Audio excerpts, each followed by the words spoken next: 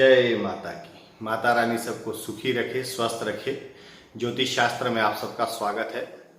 हमारी जो सीरीज है बुध ग्रह को लेकर चल रही है। बुध ग्रह जन्म से जातक का जो प्रथम स्थान है वहां से लेकर 12वें स्थान तक, यानी कि लगन भाव से लेकर द्वादश भाव तक बुध जीवन में किस प्रकार का फल प्राप्त करवाते हैं, ये हमारी जो सीरीज है कंटिन्यू चलती रहेगी। आज हम बात करने वाले हैं चौथे स्थान में बुध अगर किसी की जातक की कुंडली में बैठा है तो किस प्रकार का फल वो आपको जीवन में देगा।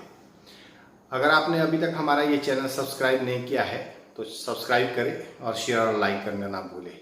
चर्चा करते हैं बुध चौथे स्थान में बैठा हो तो जातक को किस प्रकार का फल अपने जीवन में प्राप्त करवाता है। यहाँ पर स्थित जातक को ज़्यादातर यहाँ पे शुभ फल प्राप्त होता है। ये जो फल कथन है ये महान ज्योतिष और हमारे अध्ययन के अनुसार ये फल कथन निकलता है कि चौथे भाव में बैठे हुए जो बुध देवता हैं वो जातक को एक्चुअली चौथा स्थान मातृका स्थान, माता का स्थान बताया है, तो उसके हिसाब से यहाँ पर जातक को बहुत ही अच्छा फल प्राप्त होता है। वो माता का दुलारा रहता है, यानी कि माँ का दुलारा पुत्र रहता है, बहुत प्यारा पुत्र रहता है, या पुत्री हो तो बहुत दुलारी रहती है। जो भी जातक मतलब चौथे स्थान में जिनका बुध बैठा है तो ऐसा जातक माँ का दुलारा अवश्य रहता है। और यहाँ पर अगर वो किसी प्रकार का व्यवसाय करते हैं जैसे चंद्रमा से संबंधित है तो भी वो अच्छा प्रभाव देते हैं। उनके जीवन में इनकम जो बिजनेस है, व्यापार है, वो अच्छा चलता रहता है। और साथ में यहाँ पे सरकार की तरफ से भी उनको बहुत अच्छा फल प्राप्त होता है, यानी कि सरकारी विभाग से अगर कोई उनको काम पड़ जाता है या सरकारी नौकरी वगैरह की इच्छा रखते हैं तो भी ज़्यादातर उनको, वैसे तो संपूर्ण कुंडली देखने के बाद ही पता चलता है कि सरकारी नौकरी का योग है या नहीं है, पर सरकार की तरफ से अवश्य लाभ प्राप्त होता है ऐसे जातक को। हो सकता हो गवर्नमेंट जॉब के से रिलेटेड हो या आपके सरकारी कुछ कार्य होते हैं उससे रिलेटेड हो, या आप कुछ व्यवसाय करते हो तो सरकार से जो सपोर्ट लगती है उससे भी रिलेटेड आपको सपोर्ट गवर्नमेंट से मिलता है। तो कुल मिला के यहाँ पर चंद्रमा की तरफ से और बुध की तरफ से अच्छा प्रभाव देखने को मिलता है जिस भी जातक की कुंडली में चौथे भाव में बुध बैठे होते हैं। लेकिन अगर यही परिस्थिति थोड़ी खराब होती है, किसी कारणवश चौथे में बैठा बुध आपको अच्छा फल नहीं देता तो आपकी आय जो होती है वो कम होती है, मतलब आपकी जो आय के स्रोत है उसमें कमी आती है। आजीविका में फिर आपको जो आपका इनकम चाहिए या आमदनी चाहिए उसमें कमी आती है। और स्वास्थ्य पर भी इसका बुरा असर देखने को मिलता है। स्वास्थ्य में भी कई प्रकार के प्रतिकूल प्रभाव ऐसे जातक को देखे गए हैं जिस भी जातक की कुंडली में चौथे भाव में बुध बैठे हो।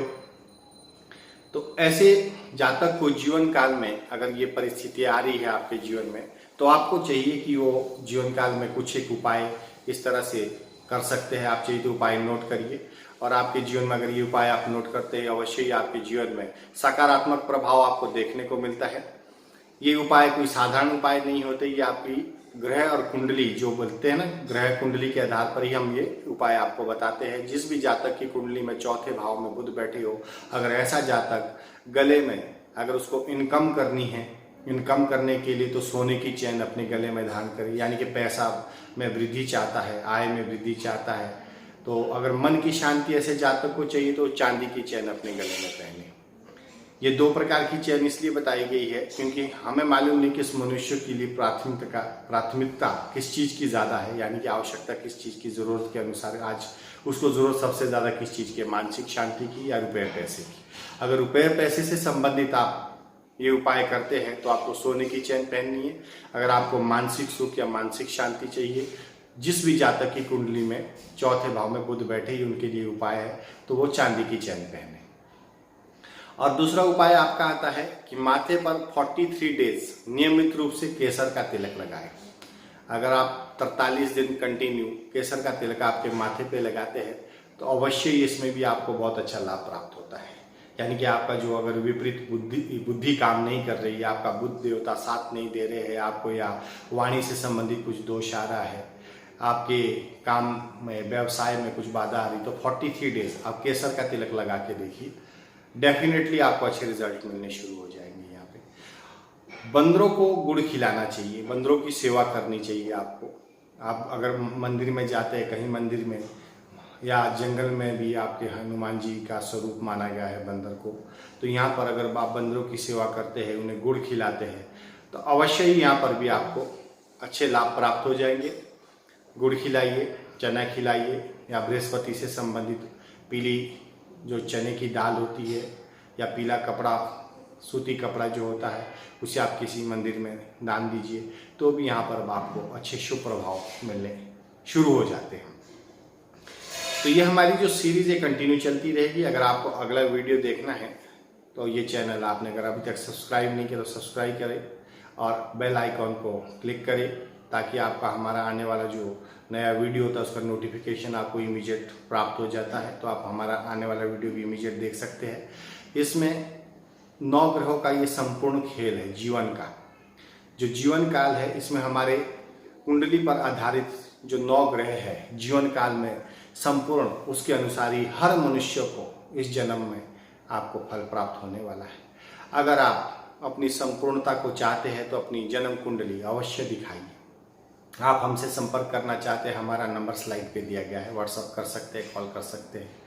किसी भी विषय की जानकारी होती है आपसे, आप हमसे शेयर करना चाहते हैं, या हमसे आप चाहते हैं कि किसी प्रकार के आपके क्वेश्चन जीवन में आ गए हैं जिसमें आपको कठिनाइयों का सामना हो रहा है, जीवन की किसी प्रकार की आप दुविधा में फंस गए हैं, कोई कष्ट आपके जीवन में अचानक आ गया, क्योंकि ऐसा परिवार शायद ही कोई होता है जिनके परिवार में कोई प्रॉब्लम्स ना रहे। हर किसी के जीवन में कुछ ना कुछ प्रॉब्लम्स आते हैं, लेकिन उसके लिए सोल्यूशन अगर सही टाइम पे सही रास्ता आप अपना लेते हैं तो डेफिनेटली आपके जीवन में 4 चांद लगते हैं, आपका जीवन खुशहाल हो जाता है, आपका परिवार खुशहाल हो जाता है। क्योंकि ज़्यादातर प्रॉब्लम्स हमारे फैमिली से संबंधित या फ्रेंड सर्कल या व्यापार से संबंधित, बिजनेस से संबंधित ही होते हैं।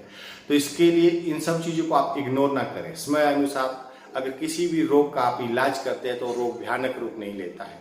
उसी तरह जन्म कुंडली के आधार पर अगर आप 9 ग्रहों को अपनी कुंडली में समय अनुसार प्रेडिक्शन करवाते हैं और देखते हैं कि आपके कौन से ग्रह आपका सपोर्ट कर रहे हैं और कौन से ग्रह आपके सपोर्ट नहीं कर रहे हैं, तो अगर वो सब सम्मिश्रण अगर आपके जीवन में अपनाते हैं और अपने कर्मों को आप बदलते हैं, तो कर्मों के माध्यम से ही जीवन का संपूर्ण जीवन का जो लेखा जोखा है वो कर्मों के माध्यम से ही चलता है। कर्म प्रधान है। आप कर्म अच्छे करिए, आपके कर्म अच्छे होंगे, भाग्य आपका जागृत होगा।